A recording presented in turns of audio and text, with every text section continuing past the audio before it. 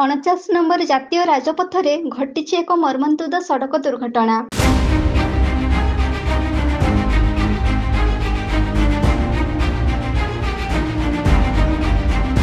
କେନ୍ଦୁଝର ଜିଲ୍ଲା ଦେଇ ଯାଇଥିବା 49 ନମ୍ବର ଜାତୀୟ ରାଜପଥ ତୋରୁମୁଙ୍ଗା ଥାନା ଅନ୍ତର୍ଗତ ହାତୀବାରି ନିକଟରେ ଘଟିଯାଇଛି ଏକ ହୃଦୟ ବିଦାରକ ମର୍ମନ୍ତୁଦ ସଡ଼କ ଦୁର୍ଘଟଣା।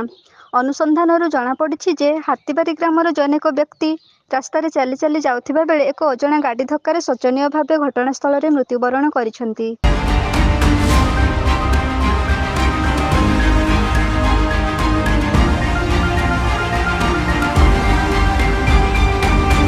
ଲୋକ ଜଣକ ରାସ୍ତାରେ ଚାଲି ଚାଲି ଯାଉଥିବା ବେଳେ କେଉଁ ଏକ ଅଜଣା ଗାଡ଼ି ଧକ୍କାରେ ଘଟଣାସ୍ଥଳରେ ତାଙ୍କର ମୃତ୍ୟୁ ଘଟିଥିଲା। ଦୁର୍ଘଟଣାକୁ ଦେଖିଲେ ଜଣାଯାଉଛି ଯେ ତାଙ୍କ ଉପରେ ପୁଣି 2-3ଟା ଟ୍ରକ୍ ଚଢ଼ିଯାଇଛି। ଦୁର୍ଘଟଣା ଏମିତି ଘଟିଛି ଯେ ମୃତ ବ୍ୟକ୍ତିର ଶରୀର ଖଣ୍ଡବିଖଣ୍ଡିତ ହୋଇ ରକ୍ତ ଜୁଡୁବୁଡୁ ଅବସ୍ଥାରେ ରାସ୍ତାରେ ପଡ଼ି ରହିଥିଲା। ଏହାର ପ୍ରତିବାଦରେ ଉତ୍ତ୍ୟକ୍ତ ସ୍ଥାନୀୟ ଲୋକ ରାସ୍ତା ଅବରୋଧ କରିଥିଲେ, ଯାହାଫଳରେ କି ରାସ୍ତାରେ ଯାନବାହନ ଯିବା ଆସିବାରେ ବ୍ୟାଘାତ ସୃଷ୍ଟି ହୋଇଥିଲା।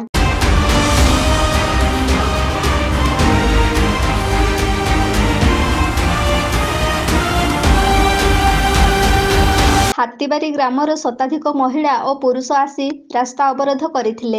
ଉତ୍ତେଜନା ଦେଖାଦେଇଥିଲା, ଯାହାଫଳରେ ତୋରୁମୁଙ୍ଗା ପୋଲିସ ଘଟଣାସ୍ଥଳରେ ଲୋକମାନଙ୍କୁ ବୁଝାସୁଝା କରି ରାସ୍ତା ଅବରୋଧକୁ ନିୟନ୍ତ୍ରଣ କରିଥିଲା।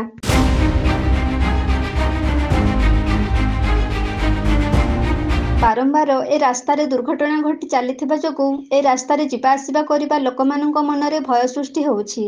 ଜାତୀୟ ରାଜପଥକୁ କେହି କେହି ଏବେ ଜାତୀୟ ମୃତ୍ୟୁପଥ କହିସାରିଲେଣି। ସିରିଜ୍ ଦୁର୍ଘଟଣା ହେଲା ପରି ବାରମ୍ବାର ଏମିତି ଦୁର୍ଘଟଣା ଘଟୁଥିବାରୁ ପ୍ରଶାସନ ଏଥିପ୍ରତି ଦୃଷ୍ଟି ଦେଇ ଏହାର ବିକଳ୍ପ ଖୋଜିବା ଆଶାରେ ଜନସାଧାରଣ ଅନୁରୋଧ କରିଛନ୍ତି।